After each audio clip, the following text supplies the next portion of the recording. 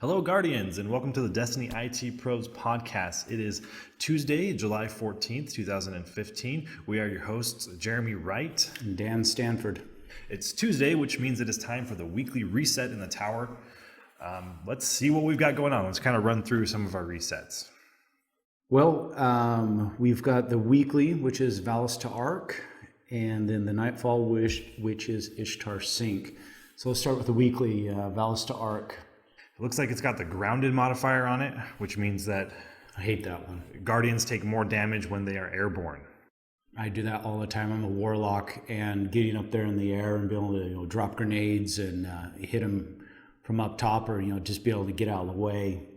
That was going to be a rough one.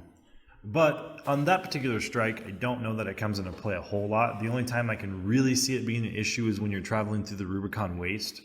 If you're going to cheese that part, which is the part that everybody cheeses and runs through. Oh, true. When you're in that tunnel, everybody jumps through there, and you usually take quite a bit of damage as you go through there anyways. So with grounded, that's going to be a little bit of a challenge. There's that Colossus that shows up right there, the entrance to that, and kind of messes with you a little bit. So, we may have to do that a little bit slower and, actually pound it out. It'll be interesting. Other than that, though, I can't think of any part that's really going to play a huge factor in. When you're fighting the tank, you don't really need to be jumping around a whole lot. When you're fighting Valis to Arc himself, that tank, you're dead. In one hit, you're dead, and no matter how many times over, how hard he hits you, you're still dead. So it won't play a role there. Other than that, that one's really pretty simple. The Nightfall is the Nexus on Venus with no burns, which is rather surprising. Correct, I noticed that, but there's Epic and Angry. And Grounded. And Brawler. Yes. So Epic and Angry are pretty normal for Nightfalls. Those are kind of always on there. So your enemies are more heavily shielded. And then Angry is the enemies don't flinch even when they take heavy damage, which doesn't really play on this strike very much. So Grounded, same one again. Guardians take more melee or take more damage when airborne. And then we have the Brawler modifier. Now, remind me, this is the one where you get the great big Hydra dude in the center. Yes, at the end with the rotating shield. Mm-hmm.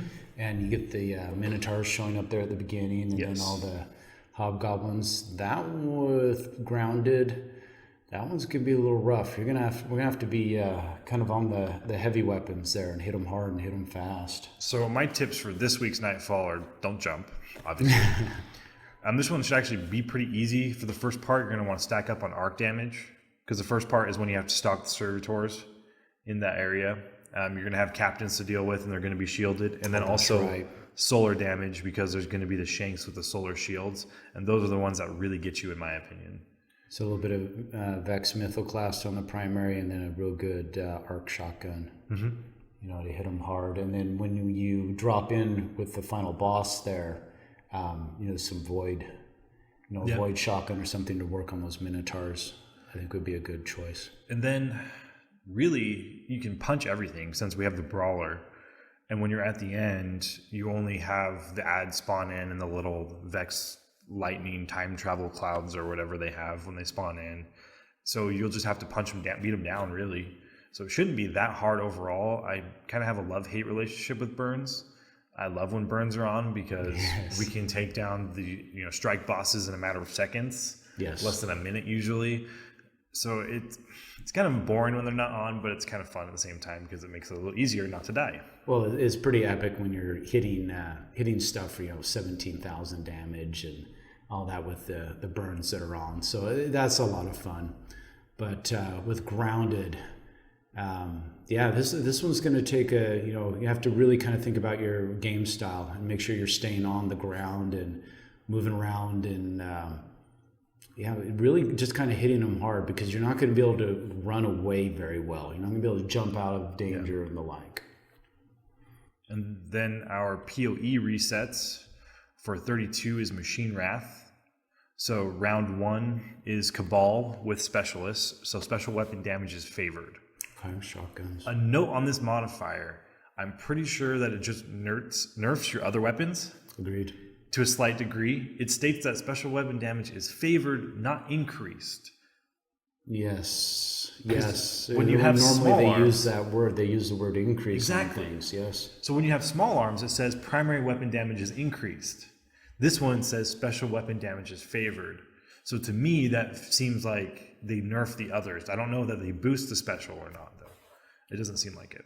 I agree. I've noticed that, if you're using your primary or even your heavy, you're dropping a rocket on something, it takes a couple more when you've got, say a specialist, or even when, primary damage is favored. It does seem to affect the other things, nerfing them. Mm-hmm. So round 1 is the Cabal, which round 1 will be just kill the enemy, so that won't be too bad. Just use shotguns running around. Solar probably be a good bet on that one. Round 2 is Fallen with Light Switch. So stay away from the Reaver Captains, really, is what you're going to want to do on that round. Yeah. Step 3 is Fallen with Airborne. So when you're airborne, you do increase damage. So time to hop like a bunny around that round, I guess. Round 4 is Fallen with Exposure. So your shields are greatly increased, but do not recharge. That one will be interesting. Yeah, we got to do a lot of duck and cover on that one, and that'll be one that just, frankly, just take it slow. Hit them, dodge, hit, dodge, and just keep working it, and just keep working them, and just keep dropping them. And round 5 is Fallen with Grounded, and this is the Machine Wrath. So this is the servitor that gorges himself on ether and recharges his health. He heals himself. That's right. This is one where, make sure you got your heavy ammo synth and take some coordination. I remember when we did that, we had we had Jeremy working on the ads, and then Andrew and we had the heavy ammo and icebreaker, and we were hitting him, and then even switching to rockets and just trying to get him as fast as possible. It's one of those. It's kind of like a raid where you got to be fast. Mm-hmm. It'll just drag on forever because he'll just keep healing himself. Now there is the trick. You can there's some guys that you can kill. Yes. So that he won't gorge, and I can't. Archon servants. Thank you. They're little purple glowy dregs that come out. If you kill them, he won't be able to replenish his health as quickly or as much. If you kill all of them, it's not at all. But if you kill most of them, it greatly decreases the chance of him increasing his health all the way. So my tips for this week are stack up on arc damage except for round 1. Since all of the round 1 is Cabal, so there'll be Solar there, but the rest of them are Fallen. So just stack up on arc damage like crazy the whole time. So you want to make sure you kill the Archon servants when they're coming out on that last round. But once his health gets about halfway, you have the important target that comes out. Oh, that's right. So halfway through, I think it's just a captain comes out, and you have to kill him. He's quick, though. He tries to get to those checkpoints really quick, so everybody needs to shift focus straight over to that guy as soon as he comes out. Blast him with heavy. It's only a couple of rockets, and then focus right back onto that servitor. Just move it and keep it going fast. Once you get the hang of that round, it's really not that bad. That's one of the easier end bosses in PoE, in my opinion. If you've got the strategy. Otherwise, you'll just pull your hair out and just think it's never going to end. So, if you got the proper strategy, set your roles, make sure everybody knows in your fire team who's doing what, then, it can go very fast. But we usually post up on the left side of the map. On the top of the stairs. Yep. The only thing you have to watch out for is the ads that spawn behind you. In that doorway there, you'll get a few shanks that come out, and then if you take too long, there's captains and vandals that come out of there as well. PoE 34 is Cult of the Worm this week, which is that big pukey ogre who likes to throw up all over everything. The flatulent ogre. Golrot the Unclean is his name. Yes. So round 1 is Vex with Airborne. So you increase damage while you're in the air, so hop around. Round 2 is Hive with Grounded. Don't know that I jump around a lot on the Hive one. The only time it'd be an issue is if you're dismantling the mines on that round. Which is very likely. They're dismantling them or destroying them. So honestly, it's probably time to bust out the cheese on that one and hold those guys back. Yeah. There's a cheese for it. There's a glitch in it. If there's a doorway when you first come in, it's over on the right. There's a doorway over there that you can jump up, but you have to get in a very specific spot. and it's not really obvious, but if you put one of your fire team members and he stands right there, the AI in the game gets confused, and as the hive spawn and try to come out of that doorway, they'll actually stop and they'll just pile up there. And so then you just have some spawning from further away. They're not too big of a deal, and you can easily go around and take care of the mines. Once you do the mine, take care of those mines, everybody needs to coordinate. We usually head over to the far left when you first come in, because you still have to kill those ads that are stuck in that doorway. Yep. So you just have the guy jump down and just book it over to the left. Those ads come out, take them out. And so you're able to separate the ads from the mines themselves. And with grounded and the fact that you're going to have to be quick and moving around and getting to those mines, that could be pretty rough. Right. And that's round 2. Round 3 is Vex with Void Burn. So watch out for those Minotaurs on that one. And then the grenades from the Hobgoblins, because that'll be fun. Although Void Burn is pretty common on PoE with the Vex. It's usually not too bad. Round 4 is Hive with Angry. Not a big deal on that one. And then round 5 is the boss fight, which is the Hive with Exposure. And it's Golrot the Unclean. He's the guy who has like his stomach gurgles or whatever, and he throws up bile everywhere, which is pretty disgusting, really. That round, it's pretty mellow modifiers this week overall on PoE 34. Stack up on Void, I guess, for that round. On the last round, the best strategy we found is to have a Defender Titan. Because when he throws up, he just slows you down, like heavily slows you down, though. So you can still spin around, though. Yeah, you can still turn and you can still shoot at full speed, but you can't move. Right. So you've got, when he is gurgling and that, you've got to make sure that you've put a buffer between yourself and the ads. And for example, you don't have some wizard that's just chilling, just right around the pillar, and then be slowed down and have that wizard come out because he'll annihilate you. Right. So typically we have a Defender Titan who throws up a bubble as soon as he starts to gurgle his stomach, and then you just sit in the bubble while you're slowed, then come back out, take out the ads. Typically when we're doing Hive as the end boss, somebody focuses on killing the boss with Icebreaker or something along those lines, and then everybody else takes care of Thrall and the wizards that are going to come up, because the wizards are really, in my opinion, the main threat on that particular thing. You just don't even mess around with the wizards. As soon as you see one out there in the distance, just get a tracking rocket on it and just drop that wizard immediately, or snipe it, fire up a solar sniper and just take care of that wizard. And that becomes a high priority. That's pretty much it for the weekly reset, unless you have anything else on the weekly reset stuff. Nope. We were going to talk about the Bungie weekly news, but we haven't seen a release yet today. But last week they released the Moments of Triumph. And what that is you complete these tasks and you get a special emblem. As long as you complete them by September 9th, which is the 1-year anniversary of Destiny, so year 1. So the things you have to do are Apprentice of Light, character reach the maximum level, so you get to level 20, I believe. Maximum light level looks like. Light of the Garden, defeated the Dark Heart of the Black Garden, which... Yep. So you finished the primary story missions. Correct. Light in the Dark prevented the summoning of Crota's soul. So Crota's End, the story missions, you finished those. Yes. Light of the Reef captured Skolas in the Vex Citadel. Again, so the House of Wolves. House of Wolves, thank you. You finished the House of Wolves storyline. Bane of Skolas defeated Prison of Elders on hard difficulty, so that'd be the level 35. Yeah. Bane of Atheon defeated Atheon on hard difficulty. So that's Vault of Glass on hard mode. And then Bane of Crota defeated Crota on hard difficulty. Crota's End hard mode. Public Servant completed 50 public events. That one's just kind of fun. Yeah. That one. I think I've already done that just accidentally. They just add up over time. And Crucible Gladiator won 100 Crucible matches. Strangely enough, I've finished that.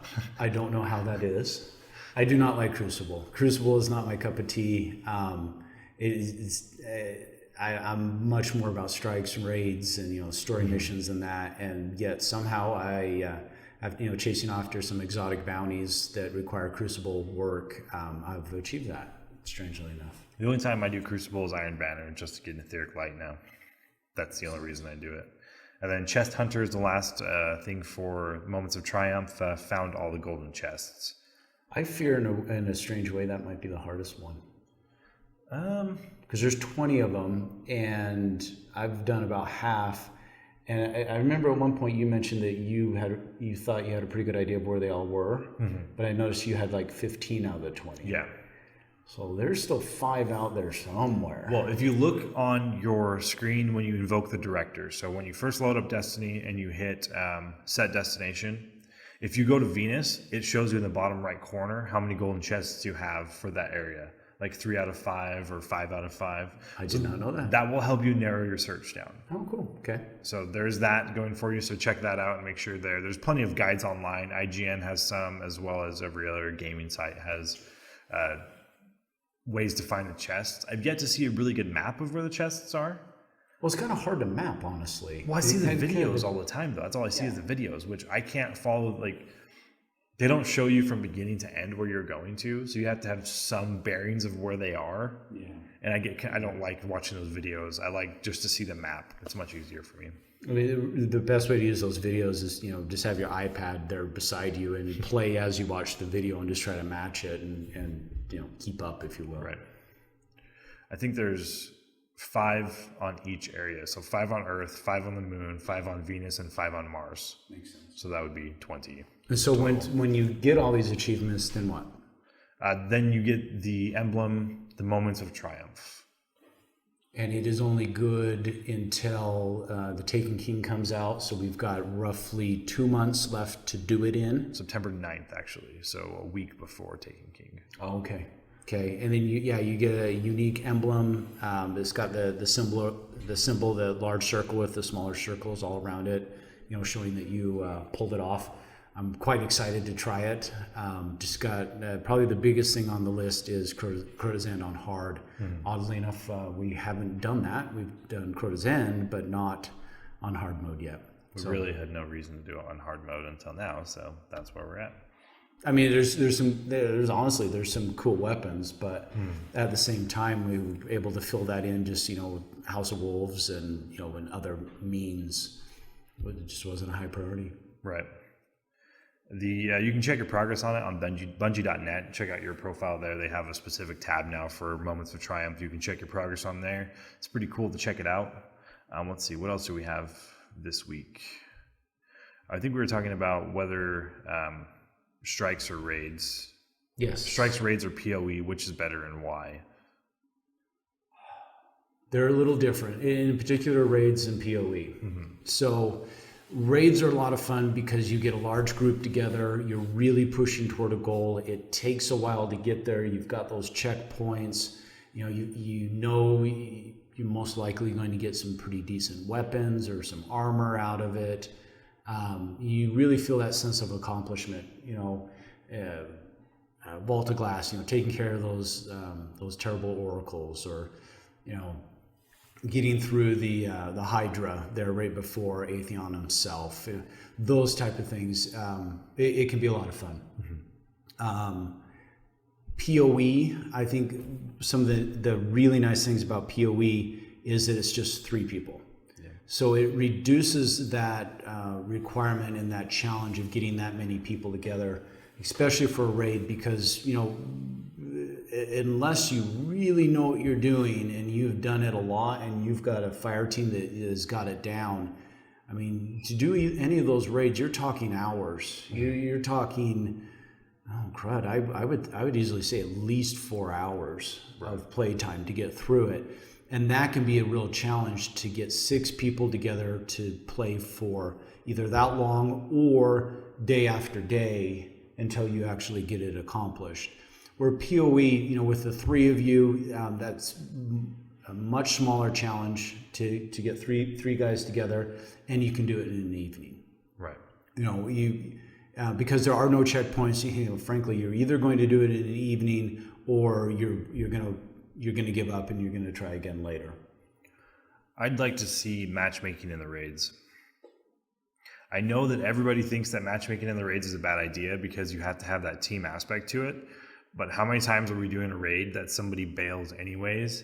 either because their internet failed or there's some issue at home or their bedtime or things along those lines. How many times does that happen anyways? I'd rather have a random person there for 30 minutes to help us get through a spot. That's a tricky one because we've pulled in, we call them randoms. We pulled in random people on the across the internet, brought them into our raids, and sometimes they're quite good and friendly and good to work with. It's not just their ability to play the game, but it's also their ability to work as a team. Mm-hmm. And we've had some that have been extremely bad, right? And can really ruin it. So to set up a raid, let's say you just decided you wanted to do a raid and you're matched with 5 other people, I'm guessing the probability of actually being able to accomplish it is pretty low. Yeah, but it gives you something to do. I don't know. I would say don't do matchmaking in raids because I don't think it'll work. Come hour 3 when you were doing, let's say, in Crota's End, the Death Singer. Mm-hmm. You're doing the Death Singer for the 15th time in a row, and a dude just bails on you. Right. Or 2 or 3 of them just bail on you. One bails and everyone's like, "Oh, that's it," and then they just start to go. I just don't see it working. I don't see when it's people you have that continuity, you have that goal together, and you have that bond in order to actually make it happen. But when it's just random people off the internet, who cares? We're out here. I mean, I'm looking at the behavior of strikes in particular, because strikes have matchmaking. How many times have you gone into a strike and immediately 1 or 2 people just vaporize, bail, or you'll go into an area and a guy will just stand there? Right. Well, with that, I'm on the fence about it because I get frustrated when we don't have enough people to do a strike or to do a raid with. It's very frustrating because we want to get it done. With that being said, is there any point to doing the raids right now again? If you wanted to pick up a particular weapon, if you had your heart set on something that you wanted to get from one of the raids because, they're raid specific gear. I know one of the reasons we're doing it right now is to get the emblem that we discussed earlier. Mm-hmm. They're fun though too. They really are. Yeah, they are fun. I think it's good for team building though overall, because come September, Taken King, there's going to be 2 new raids, or 1. I can't remember now. 2 seems extreme. I would guess 1. There's going to be a new raid. And you're taking on Crota's father, therefore I can only imagine it will be, more difficult than defeating Crota, which really isn't that hard, I guess. So I think it's good to be able to build that team right now. If you don't already have your team, if you don't already have a team, you've done Crota's End 100 times, you can, beat it blindfolded like Dado did, whatever. And if you can't do that, then you need to get your team together. You need to build your fire team and work on that teamwork aspect of defeating Crota, of defeating Atheon, because each of those have their own challenges. Even though Vault of Glass, the gear is a little bit outdated besides the weapons that you're going to get, still do it just for the team building aspect so that you can see who's good at running Relic, who needs to be doing what, because you'll find a lot of the strengths and weaknesses, and you have to play to each of those when you're doing a raid, and you need to make sure that everybody's aware of who is good at what. Yep. Because some people may be terrible at shooting things, but they can run Relic really well. Or some people, you just have to be able to play to everybody's weaknesses and strengths and understand that, because going forward, it's going to be important. And that also goes to their weaponry too. Mm-hmm. I mean, some may not have a very good rocket launcher. Others may not have a good sniper for the situation, sniping gun for the situation. So you even have to take that into consideration. Who's got what weapon, who's good at what, and then place them in the positions they need to be in. And then even at that, part of that teamwork is working as a team. Who can follow directions? Who can be a part of that team and work toward the larger goal? I mean, we've been in raids where, okay, guys, let's wipe, and all but one guy wipes, and he's out there and he just keeps right on going. Right. And you're like, come on, let's, clearly we're not going to pass this now. You're alone. And they don't listen. And another part of that too is giving your team members a chance to do things they haven't done before, like run sword and run relic. Even if you know they're not going to beat it, you have to have that patience of letting them do that so that they know what's going on in that person's mind when they are running the sword. They know what it's like to be sitting 10 feet from Crota. And just let them do that so that they have that experience of saying they tried to run relic. And maybe you'll find out they're really good at it. Maybe they won't be. Who knows? But you have to give them that experience. Let them do it. And so it takes a lot of time out of you if you've already done it and you're just waiting on your team members to finish it. It takes a lot of time and a lot of energy out of you to do it. But let them do that. Let them run the relic. Let them do different things they've never done before. Like this last time we did Vault of Glass, we did the oracles differently, where we decided to set up and snipe rather than being down in the thick of it. And so my job was to go down and get into the hidey hole so that you can see the hidden left oracle and shoot that thing. And it was very stressful for me because everybody's waiting on you to get down in that spot and you only have so much time to get down there and get into that spot. I was able to do it, but it really brought our team together because we were missing one of the oracles. We couldn't figure out where it was. And so we all worked together to figure out what was missing and where we needed to be. And as soon as we figured out what was going on, we finished it in a matter of first try, no problem. We just got through it. It was done. That was it. And so that was a good team building exercise because we really figured out what was going on and who needed to do what. And when we all worked together and we did exactly what we were supposed to do, each of us completed our task, it worked flawlessly. So I think it's important to build that camaraderie going forward for your team. That way, come Taken King, come Destiny 2.0, come all the other DLCs that are coming out, you're going to be able to take that same team into the raids and really be fearless and be able to take it on without any trouble. And I would half guess, because Crota's End got a little bit of slack about not being terribly difficult.